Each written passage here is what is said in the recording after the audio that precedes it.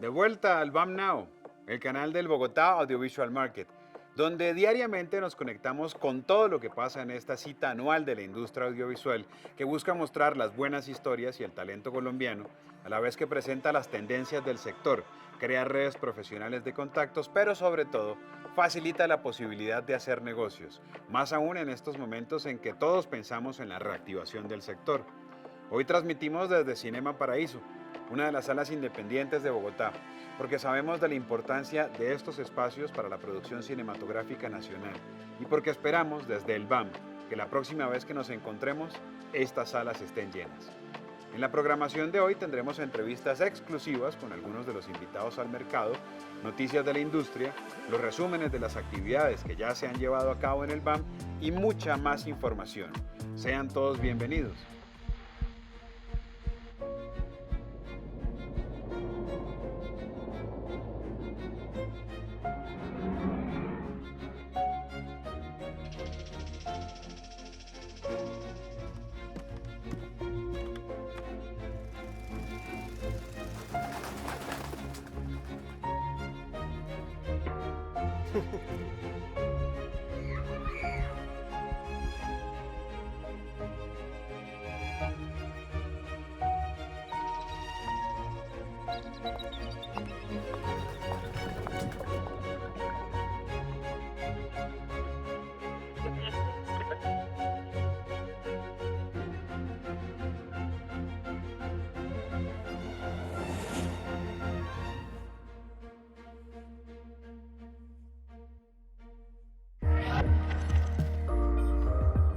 Esta 11ª edición del Bogotá Audiovisual Market, completamente online, es organizada por la Cámara de Comercio de Bogotá y Proimágenes Colombia, con el apoyo del Fondo para el Desarrollo Cinematográfico FDC, el Ministerio de Tecnologías de la Información y Comunicaciones, MINTIC e IDARTES.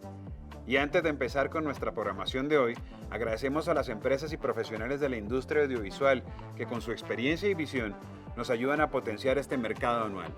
Manténganse conectados. Si no fuera actor, sería actriz, nos dice Andrés Parra, lo que demuestra una gran pasión hacia su profesión. Esto y un trabajo intenso, constante y metódico lo han posicionado como el actor colombiano con más proyección en la región.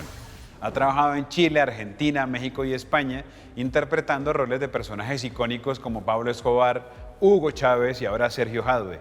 Y si bien su experiencia en la actuación comenzó en el teatro, en el campo cinematográfico Parra ya ha participado en más de 15 largometrajes y cortometrajes de producción colombiana e internacional. Andrés hace parte, junto con Jorge Eines, director argentino de teatro y maestro de actores, del Market Session, un homenaje al método actoral, sobre las técnicas actorales y el entrenamiento de actores, porque no cualquiera puede ser actor. Bienvenido, Andrés. Primero que todo, quiero felicitarlo por su actuación en El Presidente, la nueva producción de Amazon Prime. Sabemos que los tiempos de preparación de los personajes para teatro, cine y televisión son diferentes y a veces se asocia una mala actuación a un tiempo corto de construcción del personaje. ¿Usted cree que esto es cierto? ¿Qué puede mejorar dentro de las dinámicas de las producciones para que los actores tengan más tiempo para preparar sus personajes? ¿O cómo vive usted esa experiencia?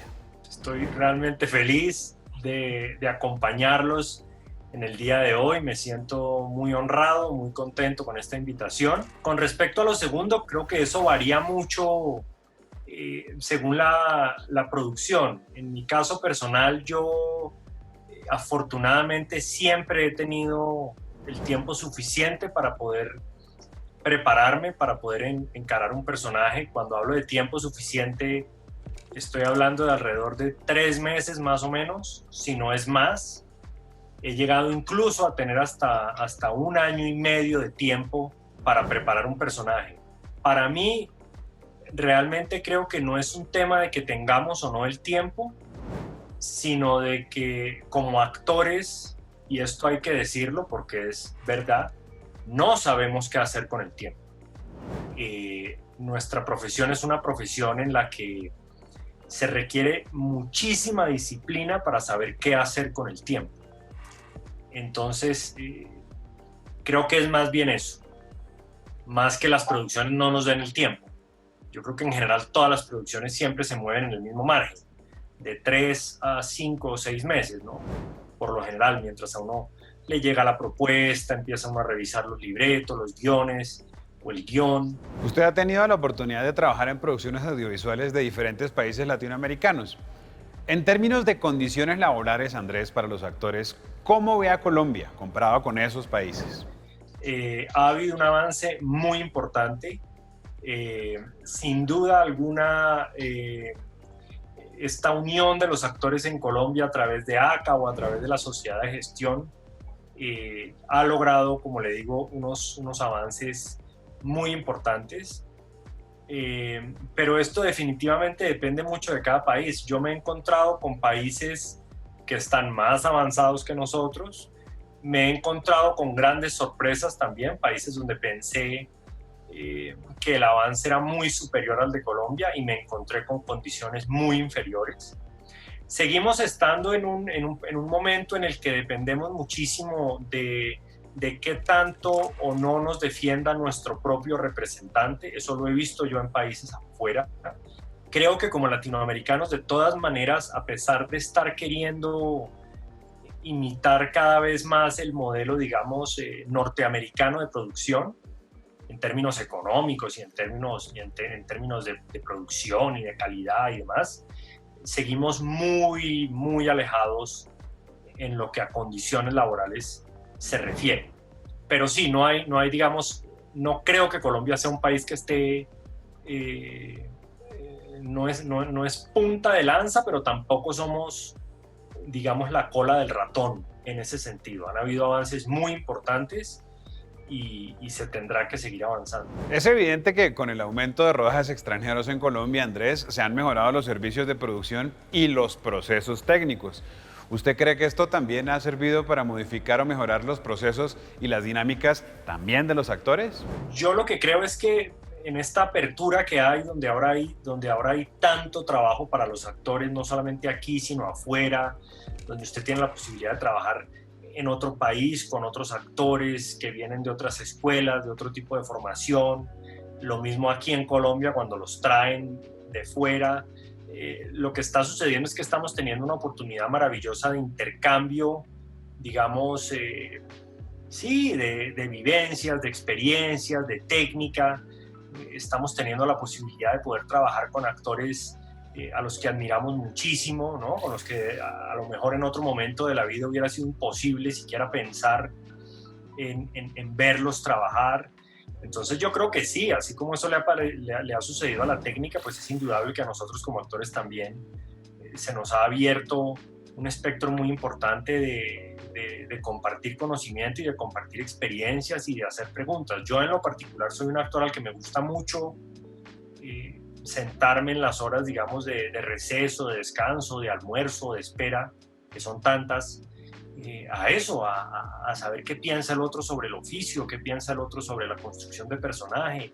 Entonces yo pienso que eso ha sido definitivamente muy enriquecedor para nosotros los actores. Y ahora lo que está sucediendo es eso. Las producciones están logrando tener en una sola producción talentos de toda Iberoamérica en cada uno de sus campos, ¿no? Entonces al final esto lo único que hace obviamente es enriquecer el trabajo de los actores y del crew, por supuesto que sí. Por supuesto, sin duda alguna. Desde el momento en el que usted empieza a trabajar en series internacionales hasta el día de hoy, ¿usted cómo cree que ha cambiado la forma de hacer marketing de los productos audiovisuales? Evidentemente en estos 10 años pasó de todo.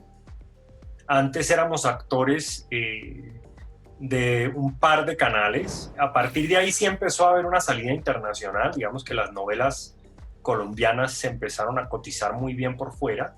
Era un mercado que le pertenecía a Venezuela y a México y de repente Colombia se logró posicionar y nos estaba yendo bastante bien. Creo que el gran cambio, a mi manera de ver, se da cuando aparecen estas plataformas proponiendo un nivel de producción completamente distinto, y a Colombia le tocó treparse en ese tren. Y yo digo que recuerdo siempre una frase de un muy, buen amigo mío, colega, que hablaba de la televisión de hace 10 años como el arte que nunca fue. La pobre televisión era el arte que nunca fue, atrapada en ese sándwich entre el cine y el teatro, donde ella brillaba por su... Sí, porque no era nada. Y de repente se ha convertido en una fuerza audiovisual muy poderosa que nos ha puesto a todos a competir a un nivel muy sabroso. Sin embargo, creo que Colombia en ese sentido, y a Latinoamérica me parece que le ha sucedido, fue en un híbrido que es un invento nuestro, donde ni es novela ni es serie. Tenemos un híbrido donde pretendemos tener la misma calidad de las series, digamos, de 13 capítulos, que se hacen en 8 meses o en 10 meses. Nosotros pretendemos esa misma calidad con 63 capítulos en 5 meses. Creo que ese es el eslabón que falta. Eso es lo que nos falta romper. Que logremos entender que una serie realmente de calidad se hace con tiempo, y obviamente eso tiene un costo. ¿Qué veo ahora? Lo que le digo, los actores se nos amplió completamente el trabajo, podemos trabajar ya en cualquier parte de Iberoamérica. Los temas de los acentos ya no son una restricción para nosotros. Cada vez más las producciones están abiertas a recibir talentos de todo el mundo, pues digamos, de toda Latinoamérica. Pero la gran crítica que yo haría en ese sentido es ¿por qué seguimos apostándole a una producción donde lo más importante sea ahorrar y ahorrar y ahorrar costos y ahorrar costos y ahorrar costos? Y la respuesta es terrible, porque al final cuando usted ve la serie, pues eso no se nota, lastimosamente. Las series siguen teniendo una gran calidad. Entonces, ¿por qué un productor diría, venga, no nos gastemos 3 millones y nos gastémonos 15? Si al final el resultado, pues a ojos del espectador es bueno. Pero yo sí daría ese paso, y yo sí creo que eso es lo único que hay que todavía ajustar, que logremos ajustar un poco mejor los tiempos para que los rodajes tengan más calidad. Pero claro, esta es una época maravillosa para todos. Hay mucho más trabajo, hay mucha más salida y mucha más entrada. Hace 10 años, ¿quién se podía ver en Colombia una serie de Islandia, por ejemplo? Ahora eso es maravilloso. Estamos en un intercambio cultural muy poderoso. Y en ese sentido, ¿cuál cree usted que es el siguiente paso, Andrés? ¿Qué viene en términos de mercadeo de la industria audiovisual? Seguramente vienen muchas más plataformas streaming, ¿verdad? Yo creo que esto se va a llenar de ese tipo de plataformas donde usted se va a poder suscribir.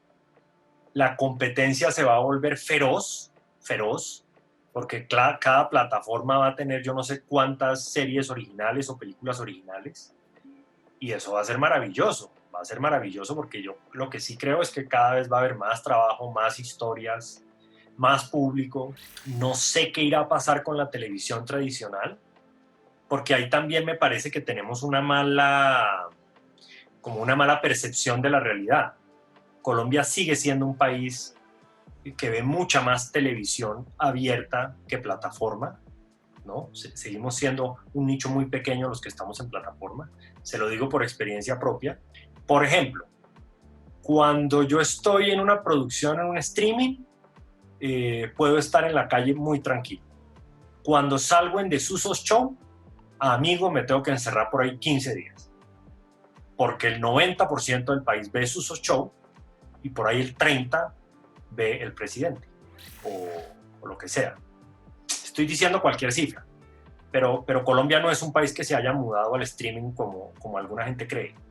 Pues por ser el país que somos, ¿me entiende? La gran mayoría de personas no tienen para pagar un streaming o un internet, ¿sí me entiende? Entonces siguen viendo su televisión de toda la vida. Pero sí, yo creo que viene mucha más producción, muchas más historias, mucho más trabajo. Yo creo que esto, no tengo ni idea dónde irá a llegar, pero no creo que pase de moda, no creo que se detenga, no creo que sea un boom y ya, no lo creo. Creo que cada vez va a haber más. Y ojalá mejor. Y ojalá mejor. Y nos deja además muchas cuestiones en las que tendremos que profundizar más adelante. Muchísimas gracias, Andrés, por compartirnos sus experiencias, que seguro nos van a ser de mucha utilidad a todos nosotros. No, muchísimas gracias a ustedes por esta invitación tan generosa. Fui muy feliz. Les mando un abrazo muy grande a todos los asistentes también. Les agradezco por estar acá, a toda la organización del BAM y de este evento tan bonito, el BAM Now y tal. Les mando un saludo afectuoso, un abrazo y de verdad muchísimas gracias. Y ustedes sigan conectados con BAM Now, el canal del Bogotá Audiovisual Market.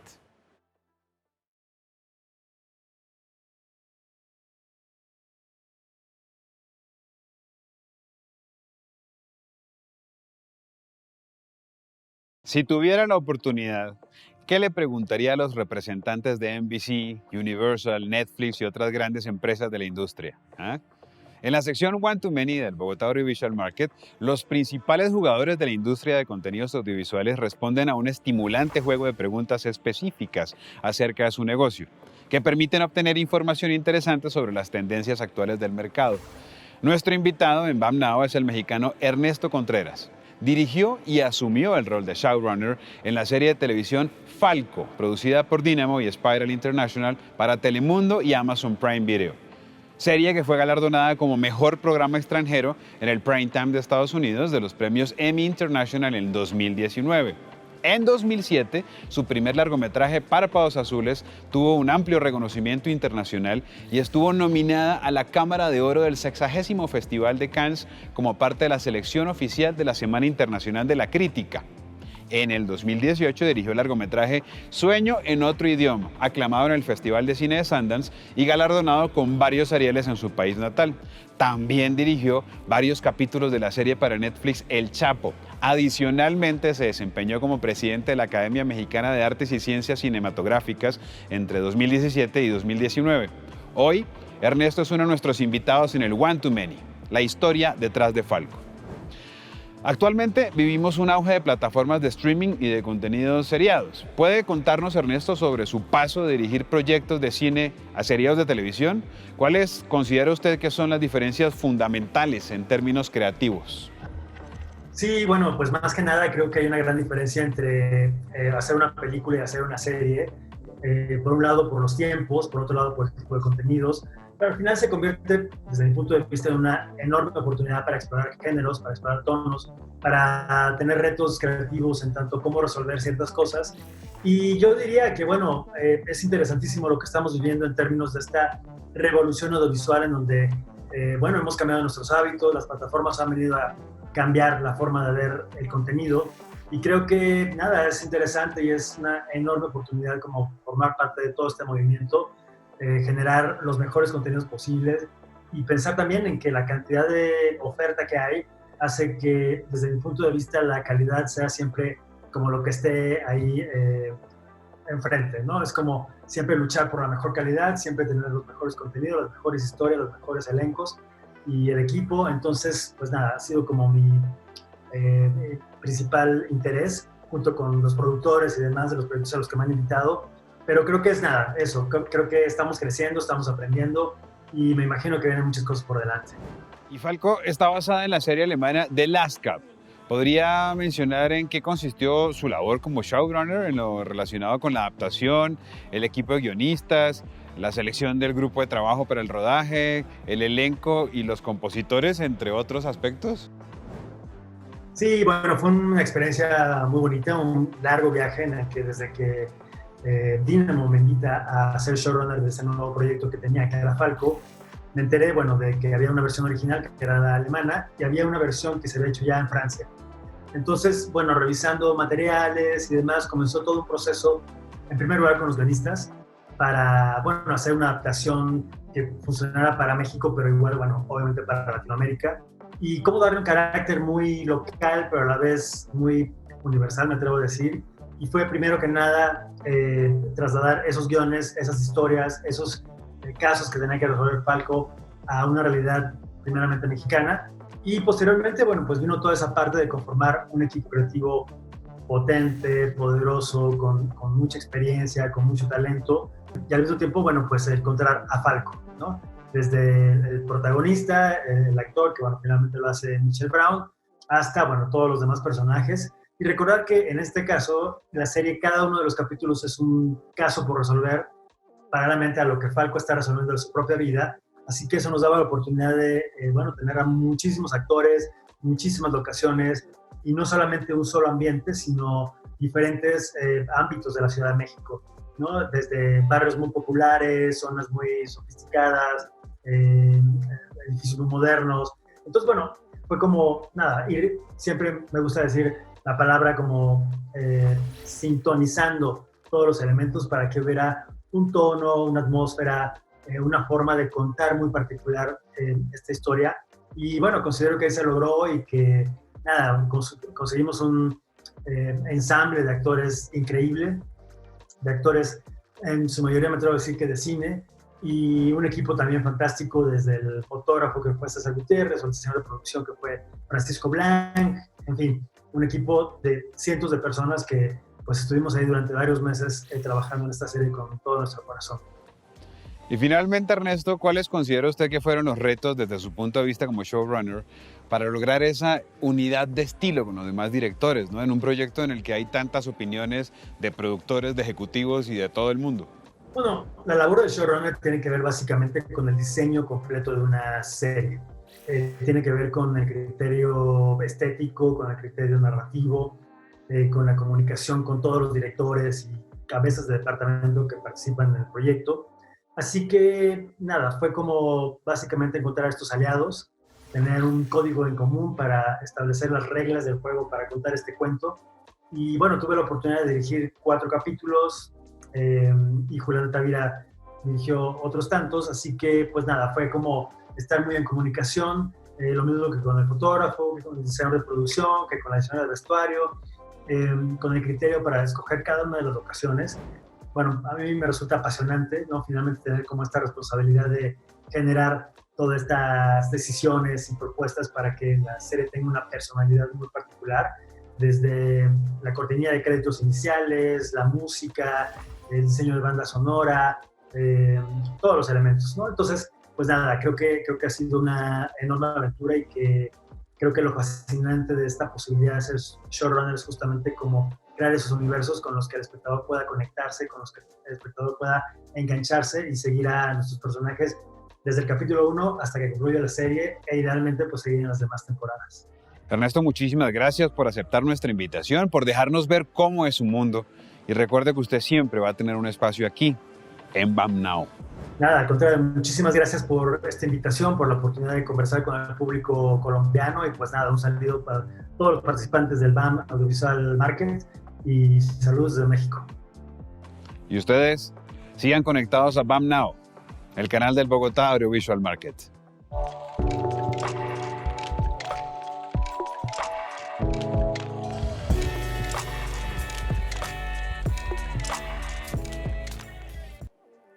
El BAM tiene un catálogo online con todo el contenido y los talentos seleccionados en sus convocatorias. Projects para proyectos en desarrollo de cine y seriados, screenings para películas en postproducción, stories para escritores audiovisuales con sus historias y BAMers para los jóvenes que se inician como productores creativos.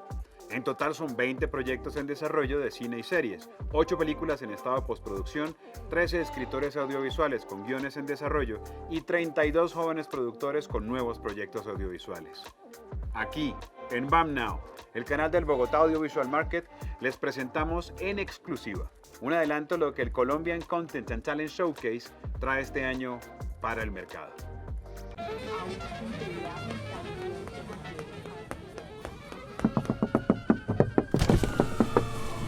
Tengo una idea para la serie. Hagamos.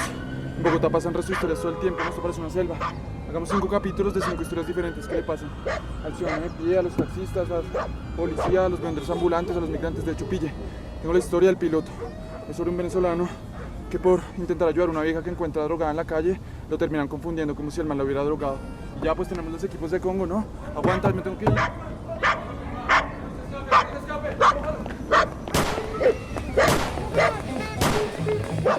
Soy Santiago Ferrero Alarcón y esta es mi abuela.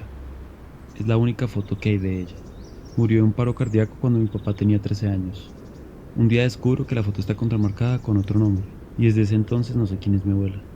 Sentí que todas las mujeres en el álbum podrían ser ella. Desde ese momento, hace 3 años, empecé a desarrollar un cortometraje y ahora deseo participar en Bummers. Esta experiencia me permitiría entender los retos de mi proyecto, consolidarlo en la industria y filmarlo, para entender la condena que tiene la memoria, el dolor y el olvido.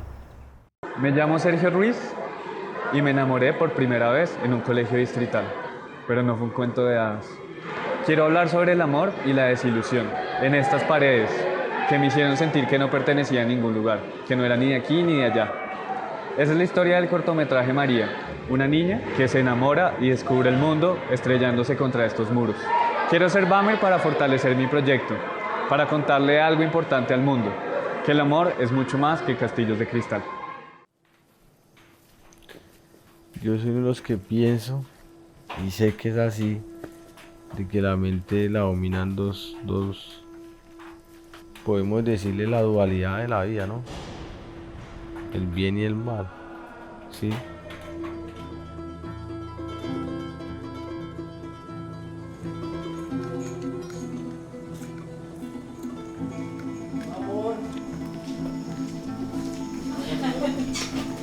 Ya va a ser mi reina. Y va a ser mi vida hermosa. Me alegra mucho verlo, papá. Sí, ahí en Granada. Te voy a decir a tu mamá que te portaste bien y que te ganaste 2 caritas. Una triste y una feliz, ¿eh? ¿Y por qué era triste? Porque sí. Vamos, vamos. Papi. Me gustaba ese mundo de las drogas, ese mundo de la delincuencia. Después de que pasé por el ejército, pues todo lo que tenía que ver con armamento, con violencia me gustaba, entonces más iba hacia ello. Ah, ¿la maté? Sí, la mataba. Sí. Vamos. Mira esa nube, es un gatito. ¿Un gatito? ¿Cuál nube es un gatito? Esa de allá se parece como a un ratón con la boca abierta. La de allá, ¿sí la ve la de allá? Ese se parece como un gatito. Uno piensa que uno sabe todo sobre uno, pero la verdad es que podemos terminar siendo otras personas o terminar haciendo cosas que muchas veces no pensamos que las podíamos hacer. Cuando pasan, miramos hacia atrás y vemos ese retrovisor y decimos en qué momento lo hice.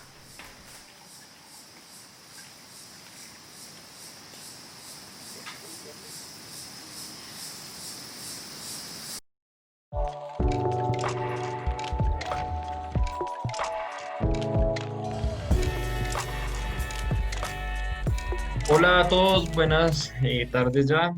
Gracias por conectarse a esta tercera sesión del segundo día del Bogotá Audiovisual Market, a este One to Many, donde conoceremos las historias detrás de Falco. Doy la bienvenida a Ernesto Contreras, desde México. ¿Cómo estás, Ernesto? Hola Juan Pablo, pues muy contento de estar aquí con ustedes y compartir algo de la experiencia de lo que fue Falco y nada, feliz de saludarlos desde acá. Listo. Y le doy la bienvenida a Diego Ramírez Shrem, productor de la serie. ¿Cómo estás, Diego?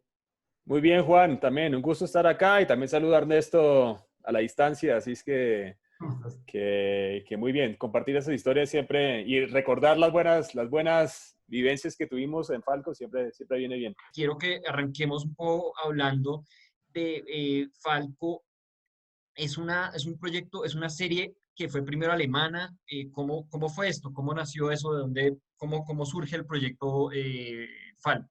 Cuando, de hecho, el que fue el coproductor de esa serie, que se llama Sasha Robles, que representa a Red Arrow, Falco, su versión original es un formato de Red Arrow, y me lo presentó y yo inmediatamente dije, mira, esto es una historia que creo que fácilmente se puede adaptar a Latinoamérica, ¿no?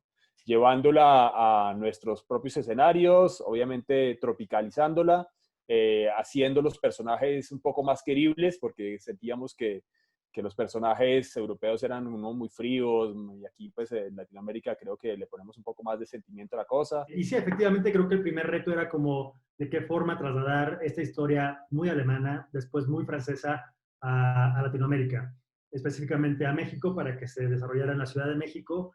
Y como bien dices, bueno, pues un trabajo de adaptación, en primer lugar, de los guiones, con el equipo de guionistas y de alguna forma hacer mucho más compatibles, empáticos los personajes, comenzando por el propio Falco, y por otro lado, también adaptar como todos estos casos misteriosos que resuelve a lo largo de la serie a un contexto, pues sí, mexicano, latinoamericano y demás. Una vez que estuvo conformado eso, pues se comenzó la búsqueda de nuestro Falco, que era como uno de los principales retos. Un casting tremendo, muy profundo, me atrevo a decir, ¿no? Viendo muchísimos actores, pues no solamente mexicanos, de todas las nacionalidades, y de pronto cuando apareció Michelle Brown, pues fue como, pues ahí está Falco, ¿no? O sea, finalmente es como esa idea de este tipo rudo, pero que puede ser frágil, pero que guapo, pero que podemos transformarlo. Y nada, fue como un viaje de varios meses para diseñar toda la serie y aventarnos a la aventura de filmar. Y bueno, fue, la verdad, intenso, porque fue muy intenso, pero muy satisfactorio. Yo quiero entender una cosa en estas nuevas dinámicas de trabajo moderno. En ese comienzo estaban todos juntos geográficamente o empezaron a trabajar de manera remota, así cómo se manejan esas dinámicas ahora. Digamos que hicimos los primeros trabajos de desarrollo se hicieron remotamente porque de hecho había escritores que estaban en México, había escritores que estaban en Colombia. Después sí hicimos un cuarto de escritores un poco más, digamos, más profundo en México, y la ciudad en sí misma es un personaje importante. Sí necesitábamos que esas vivencias y esa realidad se transmitiera también al equipo creativo y después al equipo de producción, ¿no?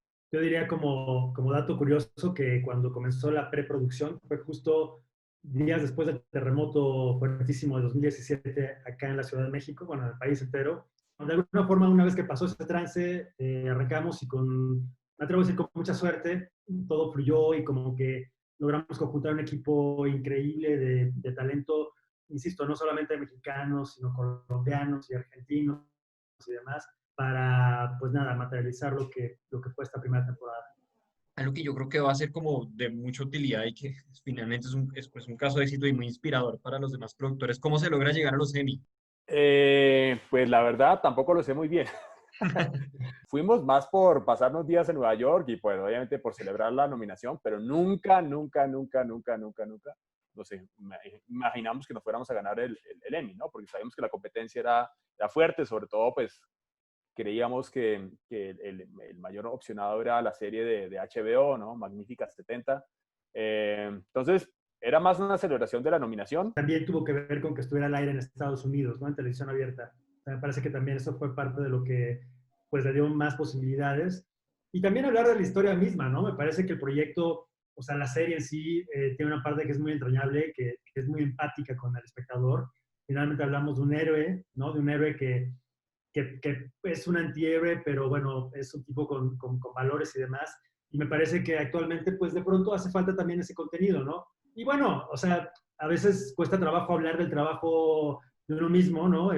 Para no sonar presuntuoso, pero pues hay que decirlo, creo que fueron muchos elementos los que se conjuntaron para que de alguna forma llamara la atención de los que votaron en la Academia de Televisión y decidieran que Falco era la que merecía ese Emmy que Diego recibió orgullosamente en sus manos. Y además bastante borracho porque, como dije, nunca pensé en recibirlo, así es que nos habíamos dedicado como a pasarla bien y a tomar desde antes del evento y bueno, y al final cuando lo recibimos ya estábamos bastante entonados. ¿Qué elementos consideran que funcionaron para que Falco pudiera funcionar en una plataforma OTT, en televisión? ¿Ustedes le apuntaron a algún tipo de audiencia en particular? ¿Analizaron, hicieron un análisis de mercado del prime time de Estados Unidos? Ese reto fue muy interesante, como digo, porque teníamos la oportunidad de trabajar a la vez con una plataforma como lo es Amazon Prime y a la vez con Telemundo, que es un canal muy importante, sobre todo para la audiencia hispana en Estados Unidos. Sin embargo, sus audiencias son bastante opuestas, ¿no? Digamos que Telemundo tiene una audiencia más masiva, ¿no? Cubre también, pues, digamos, un espectro de edades y de perfiles sociodemográficos mucho más amplio. Amazon Prime, que en ese momento incluso pues apenas estaba comenzando en Latinoamérica, ¿no? Es mucho más de nicho. Entonces, ese reto en la parte creativa fue interesante porque pues sí nos tocó hacer un producto de alguna forma que fuera compatible con esas dos audiencias, ¿no? Que a veces nosotros tratábamos de llevarlo más hacia un lado y pues digamos que obviamente en conversación con estos dos clientes, bueno, o con Telemundo, pues nos lleva para el otro lado y ese término medio creo que fue muy bien logrado, ¿no? Porque creo que es un producto que se entiende tanto en una audiencia mucho más de nicho como una audiencia más global. Sí, pues creo que tiene que ver con la historia misma, ¿no? Justo lo que mencionaba hace un momento, me parece que tenía ese potencial para conectar con muchísimas audiencias y entonces fue muy interesante que se estrenara en Estados Unidos televisión abierta domingo por la noche y posteriormente entró a Amazon y posteriormente entró a TNT igual domingo por la noche. Entonces me parece que era como un producto ideal como para, en el caso de la televisión abierta, pues domingo por la noche familiar, porque era bastante, digamos, para todo público, podría decirse, y creo que eso fue como una de las cualidades que nos abrieron todas esas puertas, ¿no? Nosotros siempre estuvimos muy atentos a mantener un tono, a mantener, si bien con la libertad de digamos, no censurar absolutamente nada, pero que todo tuviera como un estilo que pudiera conectar con un gran público, ¿no? Con un público muy, muy amplio. Hacia dónde vamos en el consumo de series en América Latina, porque pues es un formato que sin duda cada vez tiene más casos de altísima calidad en nuestro continente. Que ustedes que están viendo de esa tendencia, que están buscando los estudios y las plataformas? Yo creo que estamos en un momento, ¿no? Como productores, y no solo como productores, sino como generadores de contenido, en un momento muy interesante, porque sí hay una demanda por contenido pues mucho más grande de la que había, de este tipo de contenido, pues es mucho más grande que la que había hace unos años, ¿no? O sea, hace unos años había pocos jugadores que se arriesgaran por este formato de serie, digámoslo, serie más formato americano, ¿no? De temporadas de 8, 10, 3 episodios. En ese momento, bueno, de pronto, ¿no? Los pioneros fueron HBO, Fox, en Latinoamérica, digo yo. Pero al aparecer esas plataformas, en donde obviamente Netflix, digamos que fue la primera plataforma en meterse fuertemente en el mercado latinoamericano, pues abrió las puertas, yo creo, para muchos productores que estaban deseando, ¿no? Producir este tipo de contenidos que finalmente son muy cercanos al lenguaje cinematográfico, pero pues son historias contadas en 10 horas o en 8 horas en vez de que sea 1 hora y media, 2 horas. De lo que están buscando, yo creo que, pues, digamos que hay una variedad de cosas. Yo no me atrevería a decir que hay una fórmula o solo hay una receta que funciona. Creo que como lo estamos viendo en Netflix o en Amazon y ahora pues, ¿no? Hay estas nuevas plataformas, incluso desde Disney Plus, Apple, Viacom, bueno, hay Movistar, o sea, yo creo que hay diferentes plataformas que están incursionando o que vienen haciendo sus primeros pinos en el formato de series. Yo creo que hay para todos los gustos, ¿no? Hay desde comedias románticas hasta series de thriller, hasta cosas históricas, incluso documentales. Y yo creo que pues, eso es, digamos, que lo novedoso o lo interesante es que estas grandes plataformas, al estar disponibles para un público tan amplio, encuentran nichos, encuentran mercados para productos que en televisión abierta seguramente no tienen ninguna cabida. Eso también propicia una competencia pues tremenda, ¿no? De contenido, de oferta. Todo mundo tiene que cuidar al máximo sus productos, no porque antes no se hiciera, pero ahora realmente si tú ves el catálogo de estas grandes plataformas, pues hay tantas opciones y tantas de buena calidad que cuando uno emprende una aventura de estas es como decir, ok, pues tenemos que ir por absolutamente todo. Para mí es muy, muy emocionante, ¿no? Como cada vez que hay la posibilidad de comenzar algo, como evaluarlo en muchos sentidos y decir, ok, esta es la apuesta y pues nada, a darle con todo, ¿no? Ya voy a empezar aquí a leer las preguntas de la gente que está mandando por el Q&A. Iván Schiller pregunta, ¿cómo se logra construir un guión de una serie que es basada en un libro y que ya tenía una versión audiovisual? Bueno, si hablamos de Falco, por ejemplo, me pareció que la esencia era muy potente, pero era muy alemana. Después tuve la oportunidad de ver un par de capítulos de la versión francesa y entonces, honestamente, me pareció que el reto era dar la vuelta, hacerla muy latinoamericana, separarnos por completo de la versión francesa, que a mí no me encantaba, no me gustaba tanto, la verdad. Y entonces, con los guionistas, pues como decía antes, intentar hacerla muy auténtica, volver a replantear los conflictos, volver a replantear cada uno de los perfiles de los personajes y liberarme de alguna forma. Si bien había como la base y la licencia, por supuesto, del original, decir, ok, pero para que esto funcione en Latinoamérica y para que realmente nos conecte, tenemos que darle otro, pues un sentido mucho más, me atrevo a decir, humano, mucho más emocional, y también como pensar, pues a mí me interesaba mucho como la parte de, pues el suspenso, la acción, la tensión dramática, ¿no? Y hacerlo mucho más cinematográfico. Y esa fue como la apuesta, que hubiera una propuesta visual muy contundente, tanto del fotógrafo como el diseño de producción, con locaciones. La serie son diferentes historias, diferentes casos que se van resolviendo. Entonces había la posibilidad de que no fuera un solo ámbito, sino diferentes ámbitos de la Ciudad de México, con barrios pues muy lúgubres, digamos, y zonas como muy sofisticadas. Y entonces, bueno, eso nos permitía también como generar un contraste muy interesante.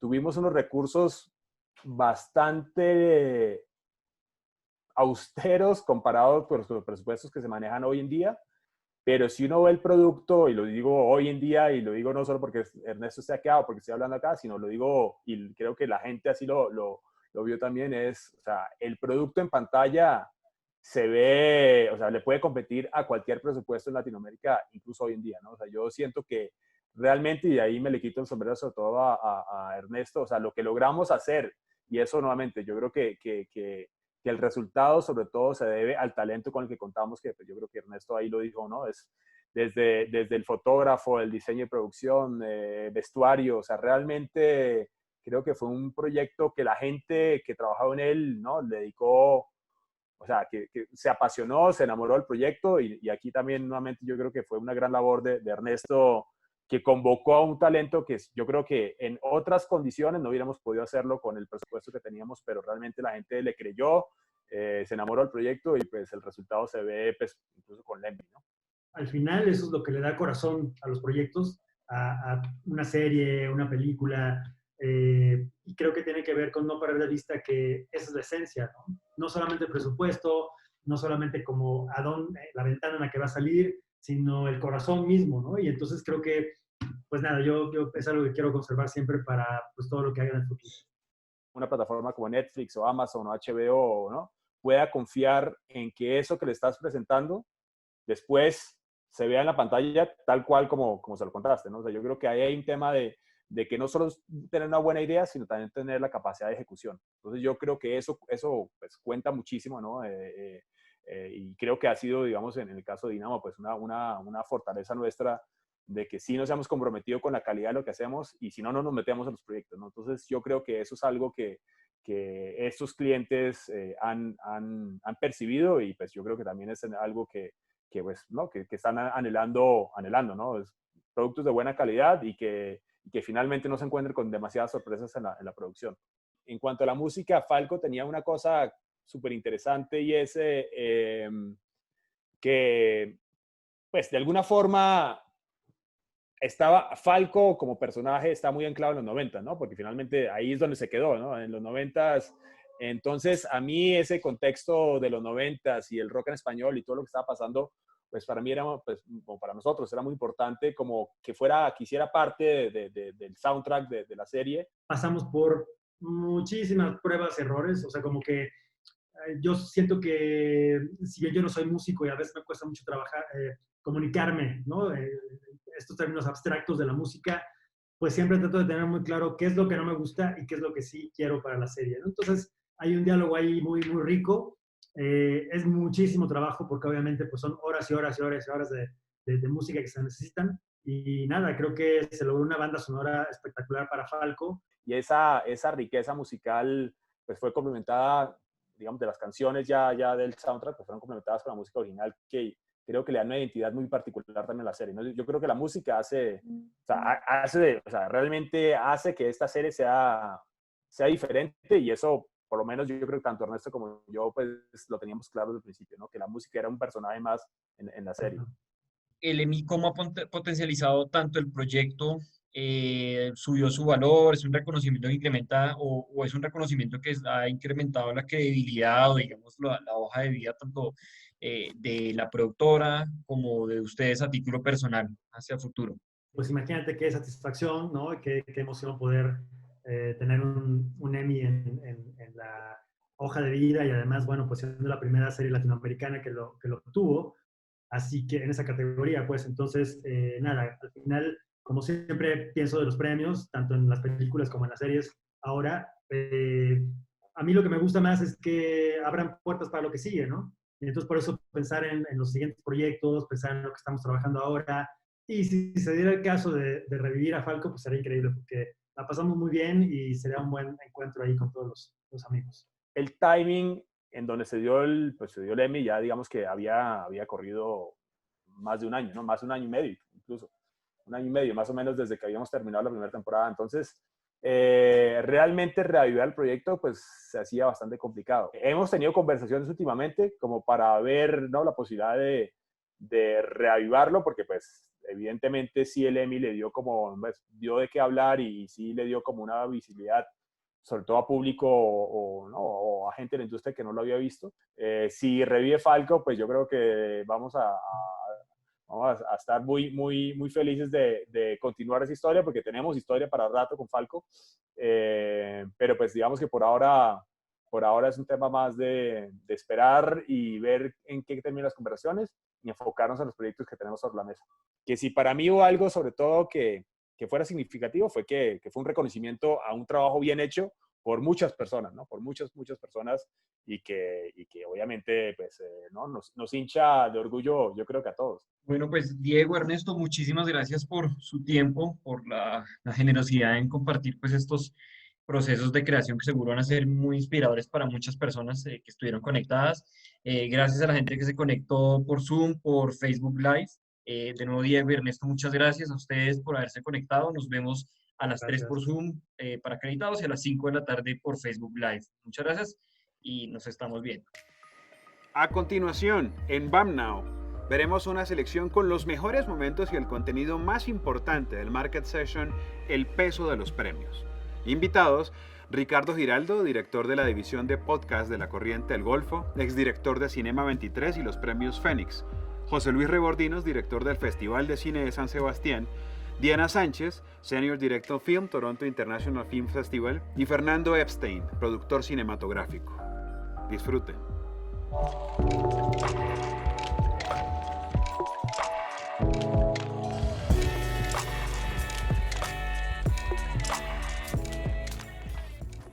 Hola, buenos días a todas las personas que se están conectando en este momento.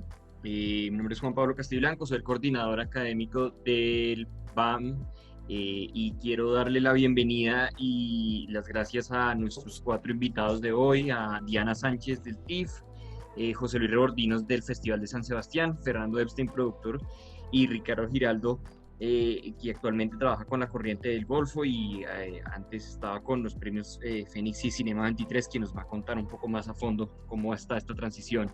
Esta charla va a ser nuestro Market Session sobre el peso de los premios y le cedo la palabra a Fernando Epstein. La bienvenida a todos nuestros invitados y muchas gracias por conectarse.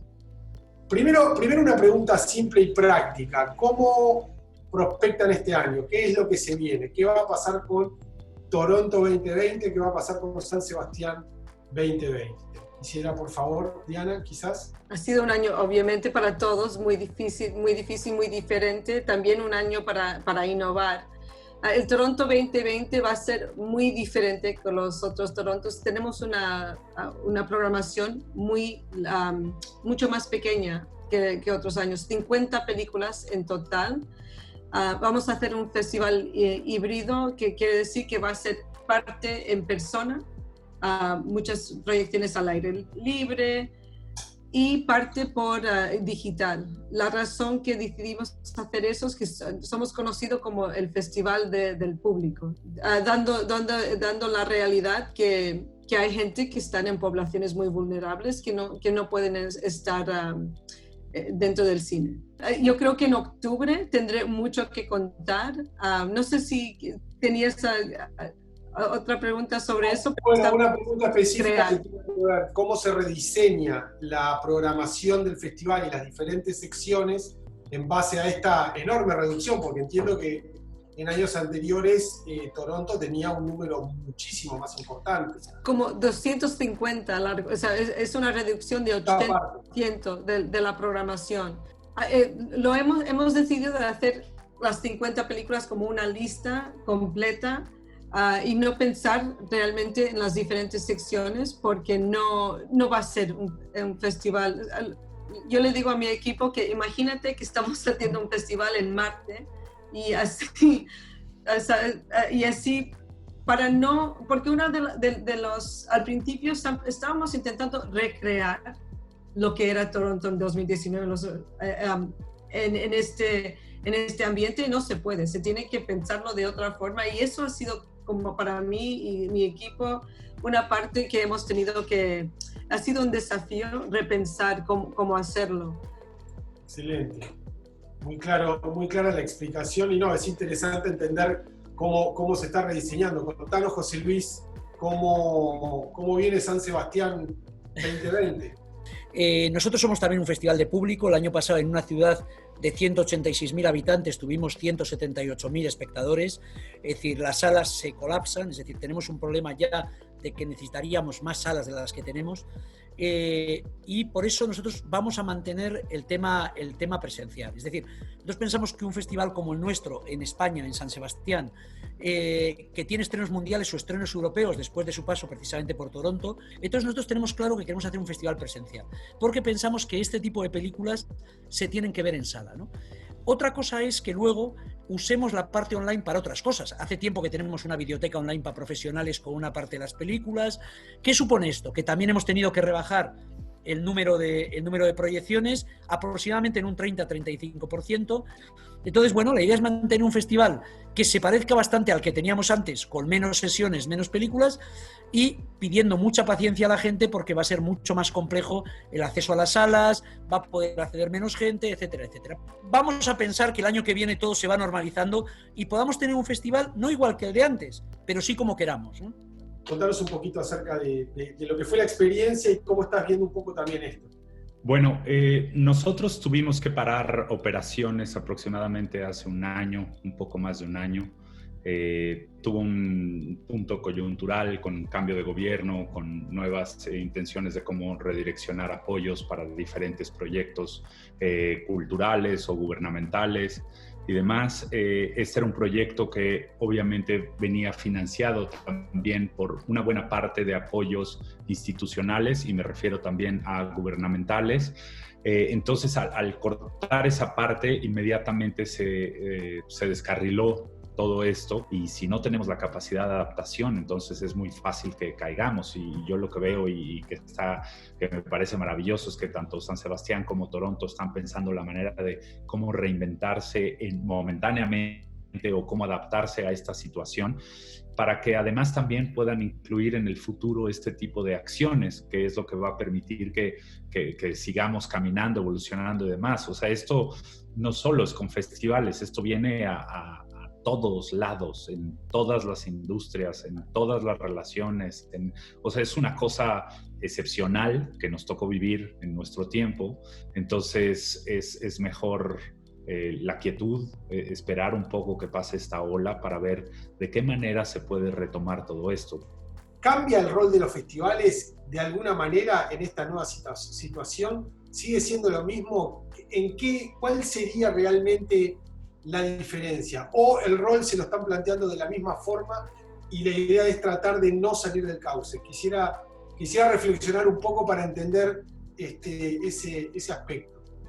Creo que esto no es tan un cambio tan brutal, etcétera, etcétera. Creo que de momento, es decir, es más coyuntural, de momento.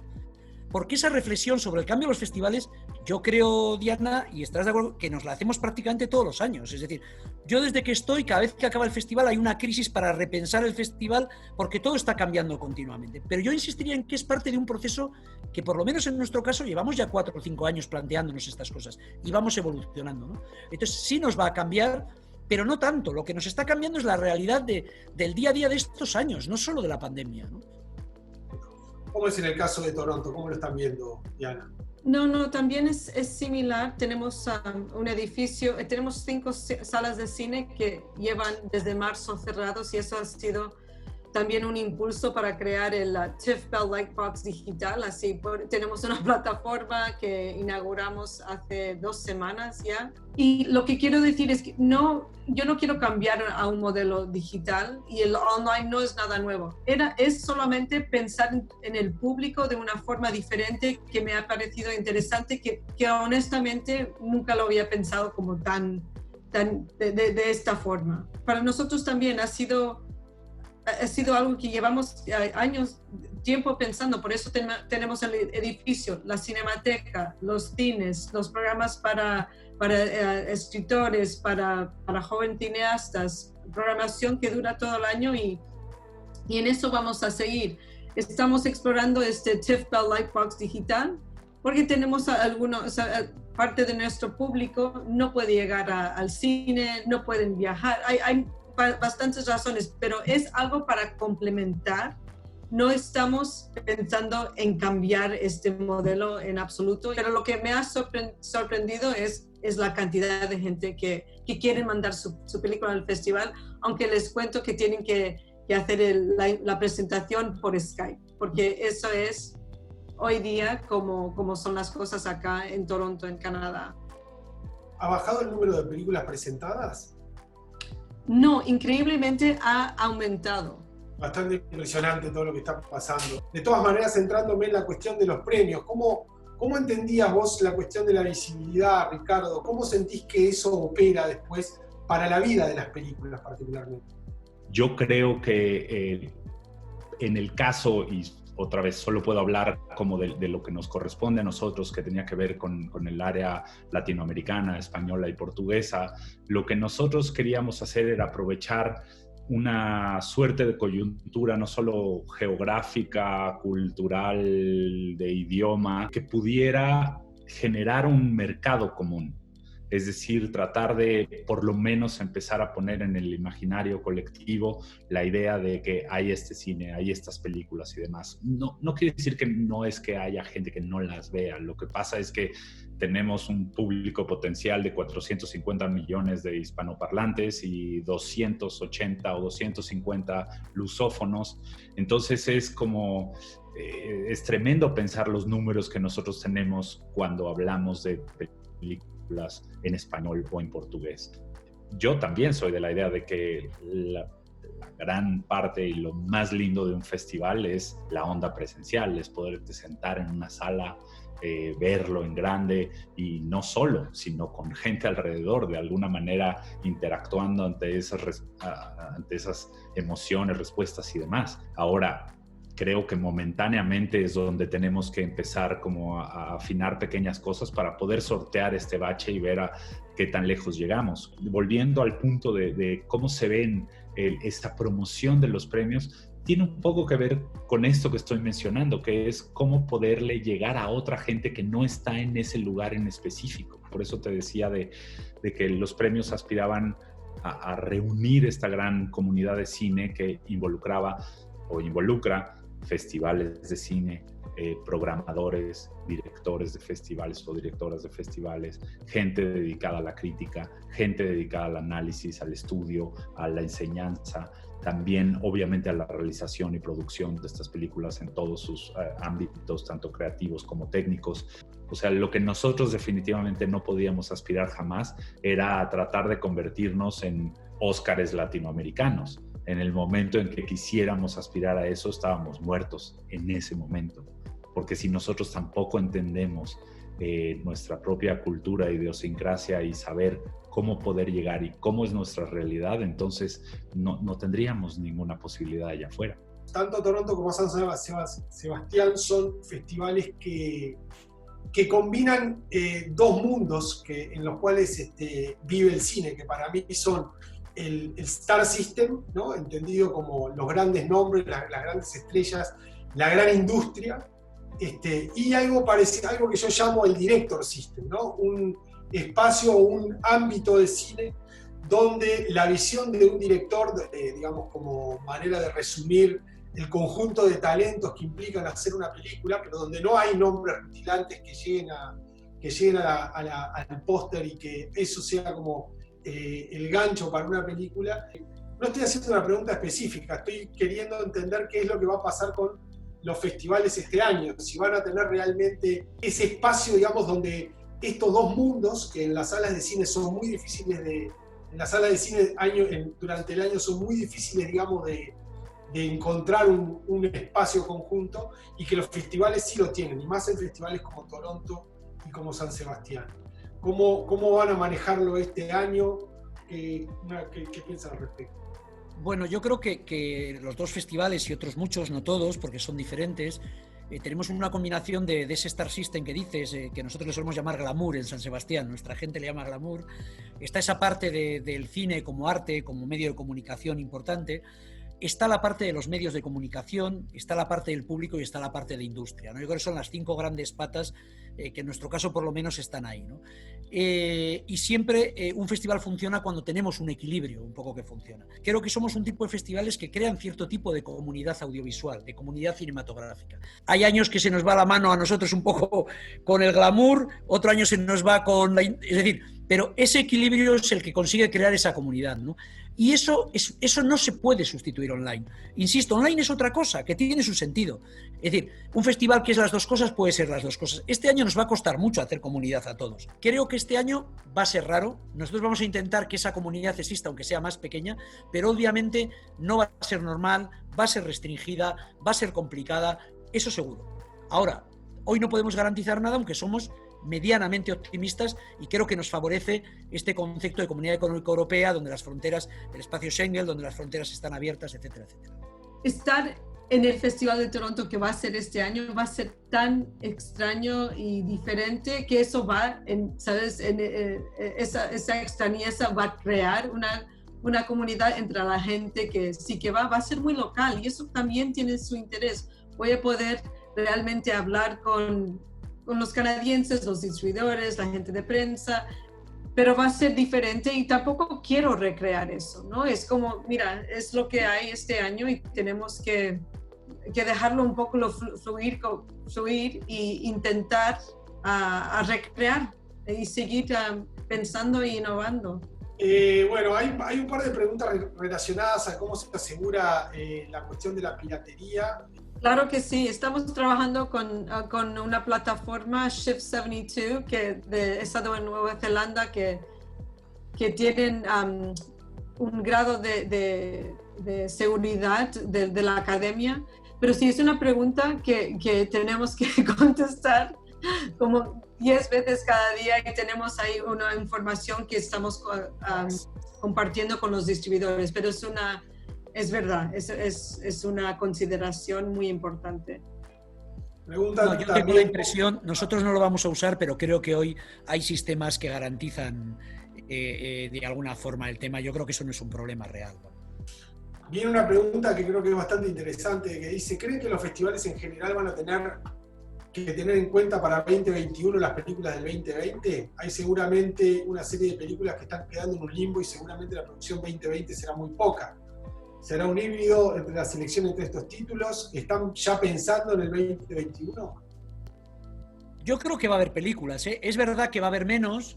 De hecho, bueno, hay algunas películas que estaban previstas para Cannes que no se han anunciado como tales porque han quedado confirmadas para Cannes 2021. Entonces algunas cosas se están guardando, es decir, bueno, nosotros teníamos algunas películas que nos gustaban mucho, alguna latinoamericana, por cierto, espléndida, que van a esperar a Berlín o a Cannes del año que viene, entre otras cosas porque uno de los problemas que tenemos los festivales en este momento, y creo que Diana lo habrá sufrido también, es que claro, ¿en qué salas exhibes las películas luego? Es decir, que realmente alguna película que teníamos prácticamente confirmada, nos han diciendo, mirar, es que no va, de aquí a diciembre va a ser difícil sacarlas en cines en condiciones, y preferimos esperar. Estoy de acuerdo, y creo que las películas que no han podido salir este año, hay muchas películas que no hemos podido programar. Hay directores que son emergentes, que no quieren mostrar su película si no pueden estar presenciales, ¿no? Eso he encontrado en América Latina. si nos gusta la película, nos la vamos a poner. Pero yo sí creo que ahorita estamos enfrentando una especie de como hueco raro, donde, por ejemplo, en México van casi 3 meses sin que nadie pueda filmar. Ahorita están empezando algunas producciones a filmar, ya sea o en foro, o cuando son películas muy chiquitas, muy controlables, demás. Ese va a ser como un poco la tónica, es verdad, no se va a dejar de producir, pero sí la producción va a tener una curva descendente bastante grande. De hecho, me consta que en estos momentos ya llegan ecos públicos de que incluso casas como Warner se están planteando que alguno de estos estrenos que iba a ser Day a Day se haga primero en Europa, luego se haga en Estados Unidos más tarde, cuando siempre han sido contrarios a ello, por el tema de la piratería, por 1000 temas, pero porque empiezan a ser conscientes que si se cierran las salas, es que no van a tener dónde estrenarla luego. ¿Cómo se abren las posibilidades de inclusión de cine afro, étnico, LGBT en estos panoramas? ¿Cambia? Siempre la programación ha sido diverso. El director artístico de Toronto, Cameron Bailey, es un gran apoyador del cine internacional, de cine afroamericano, de cineastas diversos. También tenemos un enfoque muy importante en cine indígena de Canadá, pero siempre ha sido una selección muy diversa y creo que solo el equipo de programadores demuestra la diversidad de Toronto dentro de nuestro equipo y eso se refleja en la programación, pero creo que todos los festivales tenemos una programación bastante amplia. Nosotros creo que tenemos una programación muy diversa, pero obviamente no establecemos ninguna cuota, es decir, no vamos buscando ninguna película políticamente correcta desde lo racial, desde lo LGTBI, vamos, es decir, me cabrea mucho este tipo de cosas que ahora está muy de moda, que parece que tienes que tener cuotas de todo lo políticamente correcto. Es decir, lo odio profundamente porque me parece que poner una película a una mujer que te parece peor que un hombre me parece profundamente patriarcal, poner una película porque la ha hecho un afroamericano me parece profundamente racista, etcétera, etcétera. Entonces tenemos un comité donde hay tantas mujeres como hombres y elegimos en función de lo que nos parece lo mejor. Luego normalmente la selección es bastante plural porque el cine es bastante plural, ¿no? Pero no establecemos ningún tipo de cuota de ningún tipo. Sí. En el caso, por ejemplo, cuando hacíamos los premios, había un comité de selección del cual Diana y José Luis hacían parte y todo era escogido de forma totalmente democrática y era lo que todo el mundo sentía que lo que tenía que estar ahí era lo que estaba. Les agradezco muchísimo por esta charla, agradezco nuevamente al BAM por darme la oportunidad de poder conversar y bueno, ahí está Juan Pablo para cerrar la sesión. Muchas gracias a Fernando por la moderación, a Ricardo, Diana, José Luis, muchísimas gracias, mucha generosidad en sus conceptos, en las explicaciones y creo que para todos nos queda claro y pues un panorama muy interesante de lo que se viene. Muchísimas gracias de verdad a todas las personas que se conectaron también, muchísimas gracias y ojalá esta situación pase pronto. Muchas gracias a todos.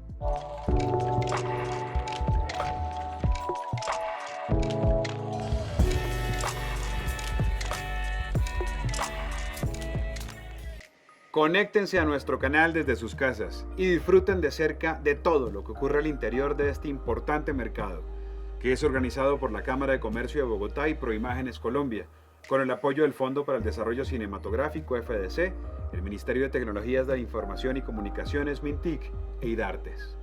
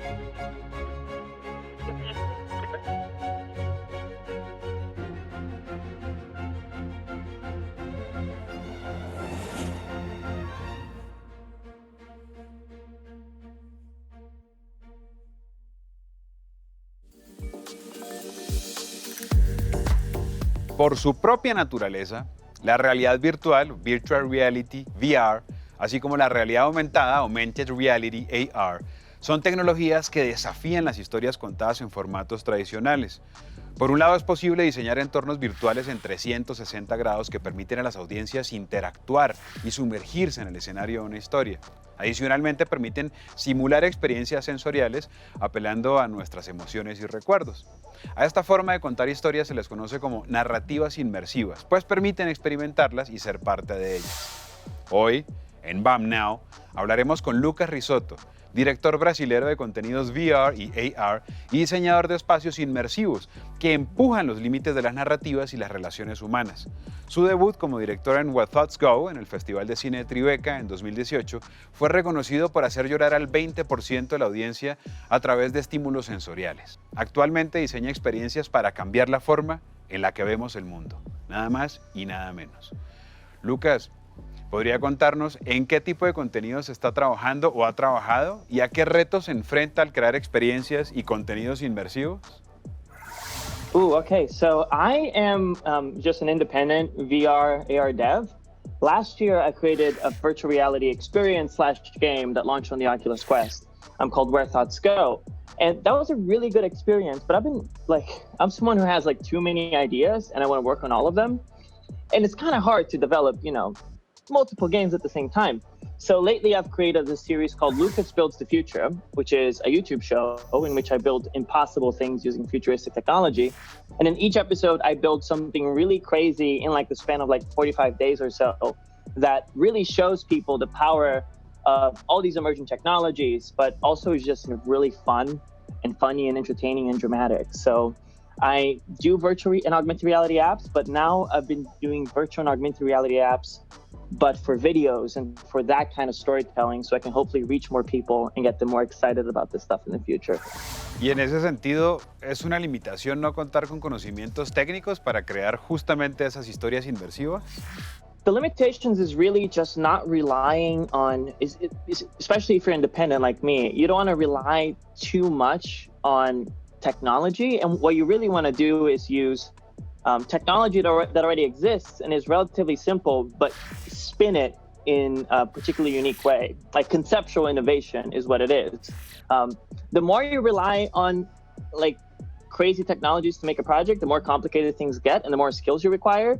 But if you're able to get technology that's simple enough and that it already exists, where you're able to just explore it from a completely unique angle, you can make really unique things. So I've actually been avoiding trying to get things too technically complex. If you look at all the projects that I'm doing, they're conceptually very simple, but they do something different with technology that's already there. And I think that's very important and just pragmatic in general. ¿Y hasta qué punto entonces hay que adquirir destrezas de programación? Right. So I didn't know how to program up until I started 3 years ago. And it's definitely important. It's really important, I think, just because at the very least, whenever you're making anything in VR and AR, unless it's 360 video, your main cost is always going to be programmers. So really, that defines whether you can make something or not, whether you can afford to pay one.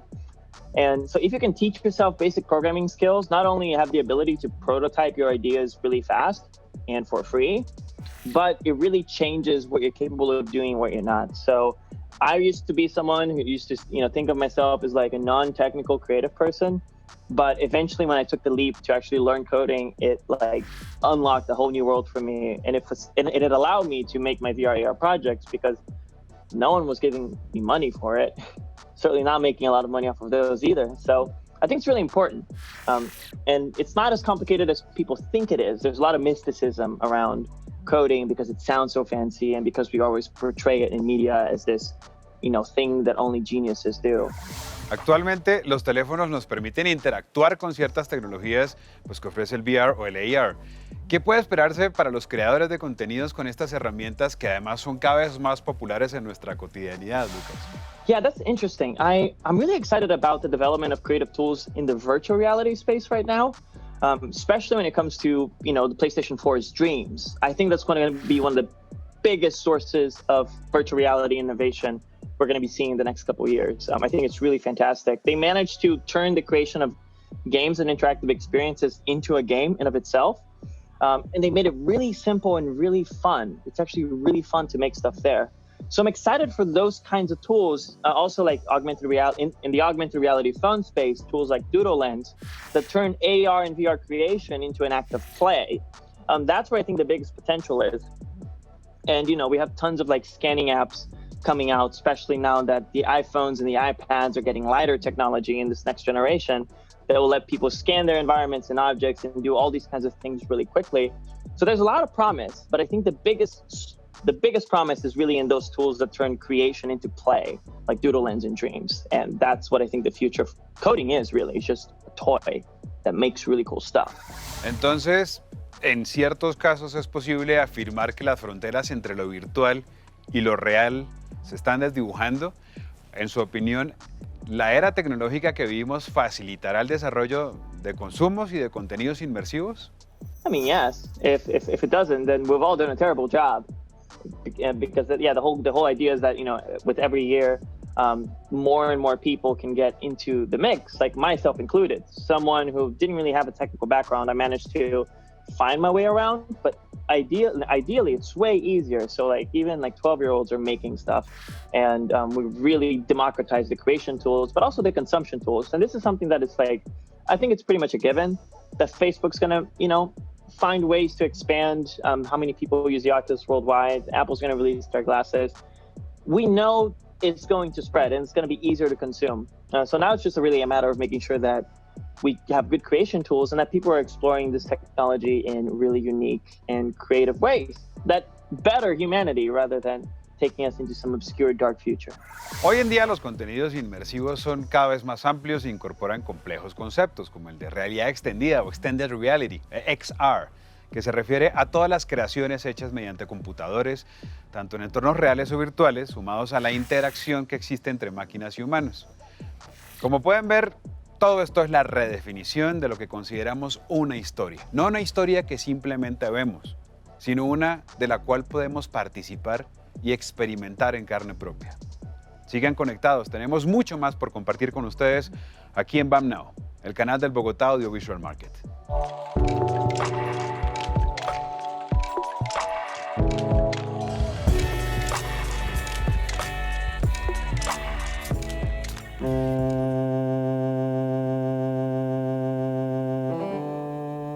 En este lugar se han gestado algunas de las más grandiosas ideas en la historia del arte cinematográfico.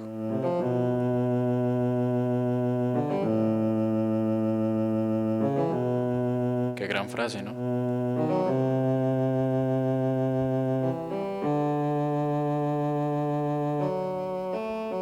Soy John Reyes, este es mi cuarto y estoy por hacer eso realidad.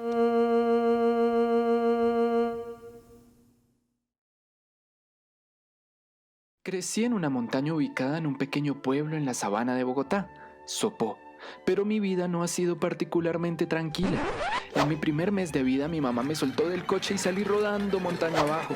Al año siguiente me cayó una biblioteca encima y meses después una camioneta se estrelló contra la pared de mi cuarto mientras dormía.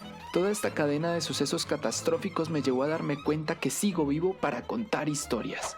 Años después decidí estudiar cine en la Universidad Central y fui participante del taller de escritura de guión de la Cinemateca Distrital. Me apasionan las historias y por esa razón quiero ser parte de Bamers.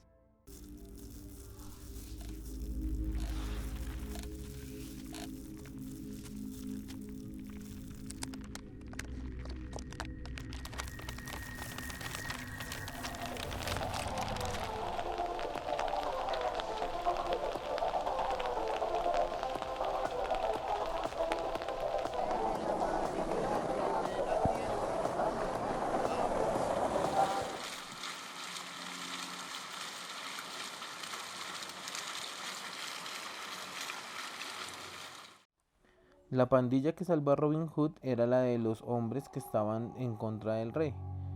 Tú puedes ser la mejor persona del mundo, puedes ser la más amable, la más correcta, el mejor amigo. Y las personas se enteran de tu pasado y te vuelves el demonio.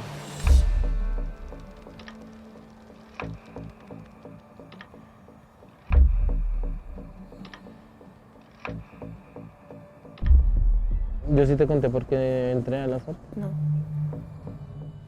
Yo tenía 14, 15 años cuando el profesor me dijo que yo les enseño a hacer explosivos. No podemos seguir así, generación tras generación. O sea, la guerra que nosotros vivimos no la puedes vivir tú tampoco, ¿cierto que tú?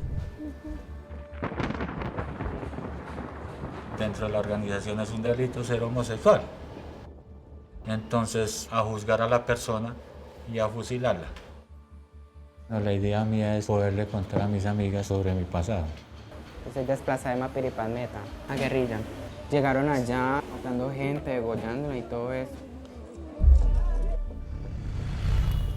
Bueno, ¿hace cuánto no sabes nada de tus papás? Desde el 2007.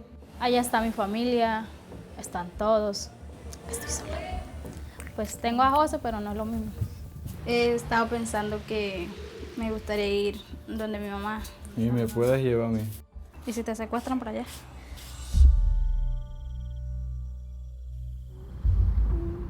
Que yo no quiero ver a Mariana. Pues nosotros ya hicimos hasta donde nos tocó. Sí, pero ahí también tú debes explicarle a ella, Ricardo, el camino ¿Qué? de las armas no es...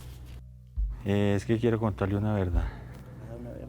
Yo hice parte de la guerrilla, duré 20 años. La cubrí nosotros de un hostigamiento de la guerrilla con el ejército que está patrullando. De todas maneras, yo estoy muy preocupada por papá, mamá. Creo que ella es mi mamá. Tiene fe más capaz de mamá tu pinta con la pero kiri.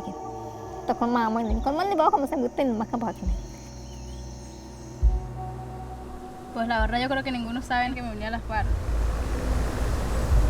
Yo no voy a decir nada.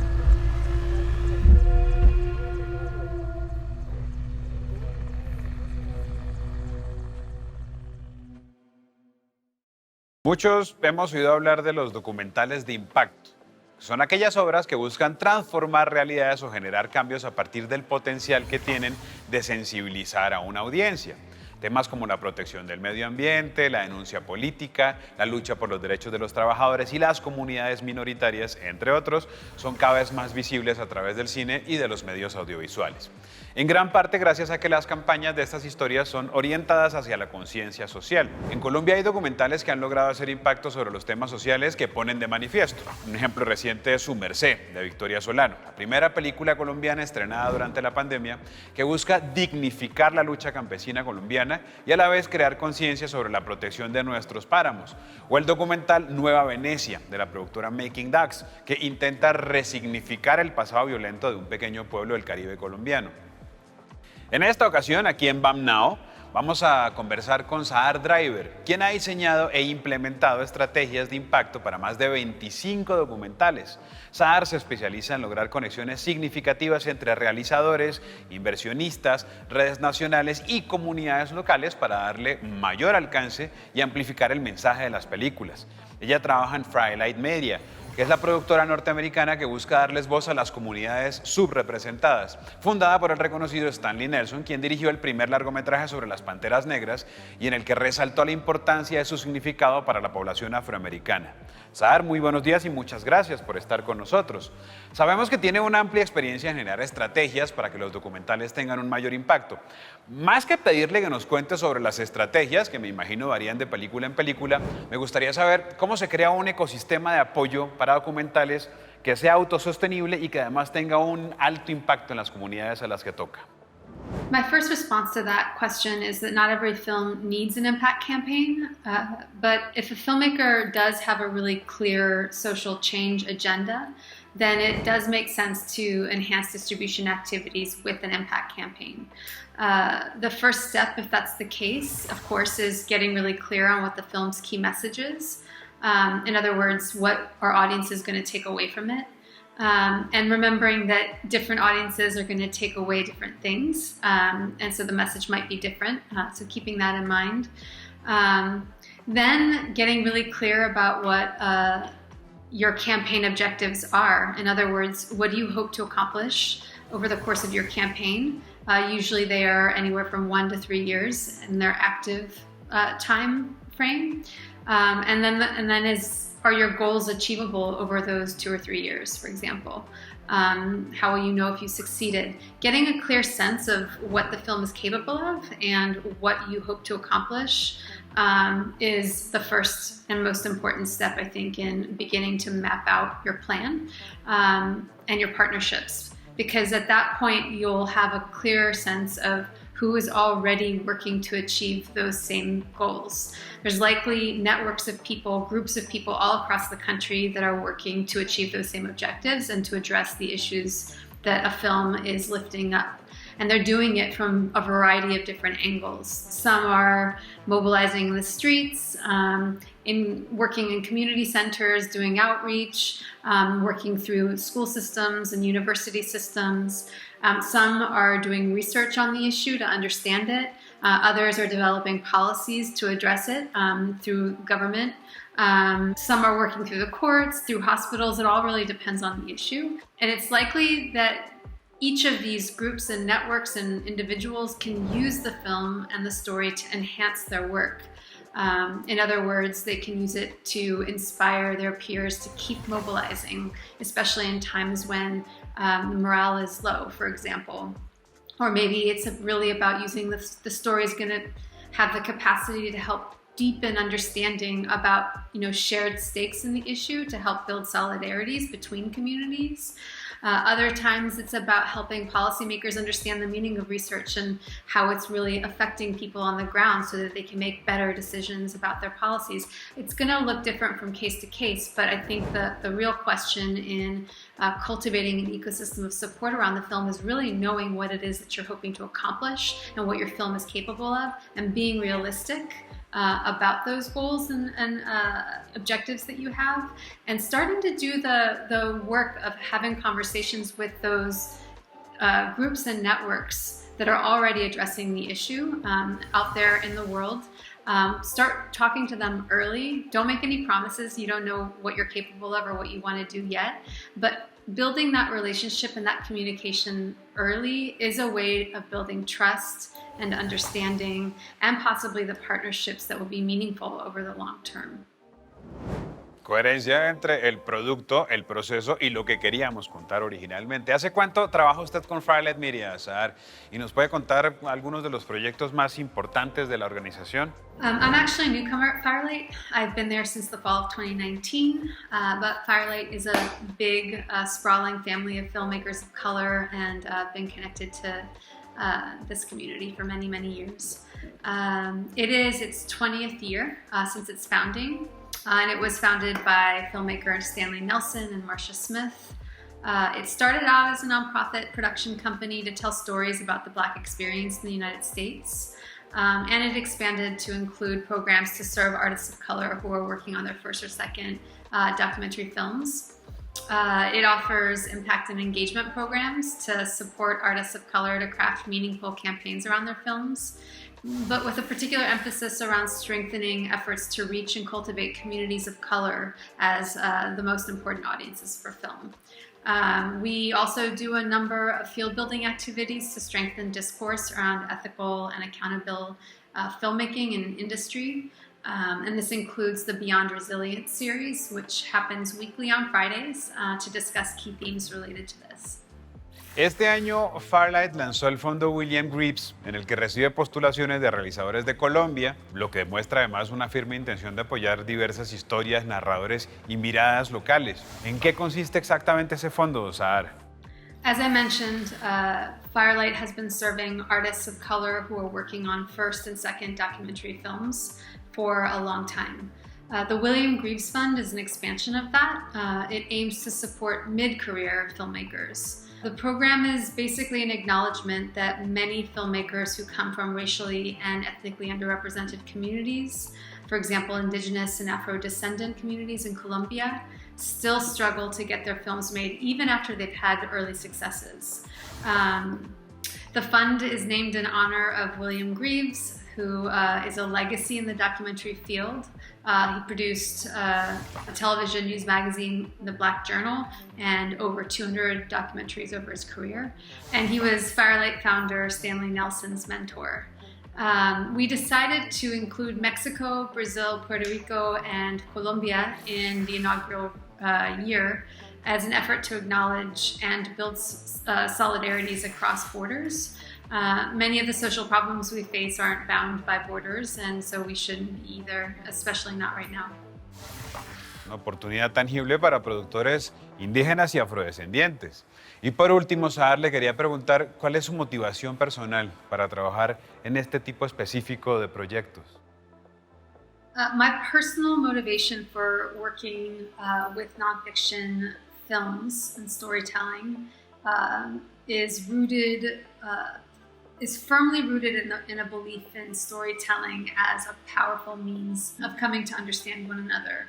Our differences, our similarities, our experiences in the world, where we came from, where we're headed, what conditions we're currently experiencing. They're particularly useful when people don't have access to one another, or for one reason or another there are barriers there. There's so much that's possible with beautiful storytelling that deepens understanding. And the work that I do and what motivates me is really just like having had over and over again experiences where I can see the capacity of those stories to affect real change is exponentially increased with some thoughtful, deliberate planning. So my work around stories, nonfiction stories, is really rooted in a belief in their power in this way.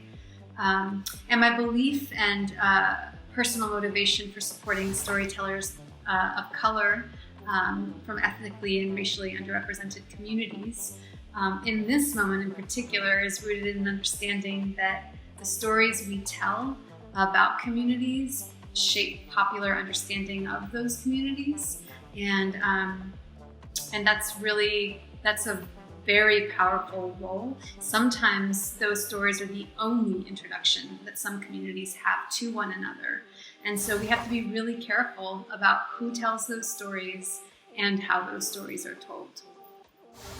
De acuerdo. Muchas gracias, Sahar.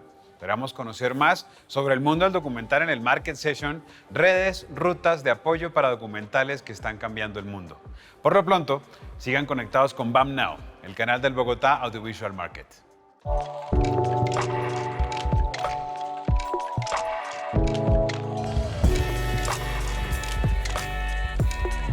Así llegamos al final de esta emisión de BAM Now, el canal del Bogotá Audiovisual Market. Recuerden que el BAM presenta un amplio espacio de charlas académicas en diferentes formatos sobre interesantes y necesarios temas del oficio audiovisual, y que lo mejor de todos estos eventos lo pueden ver aquí, diariamente en estos horarios.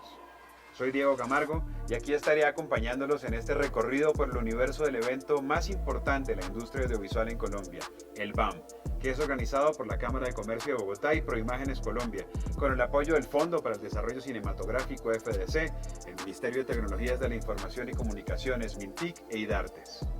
Nos vemos.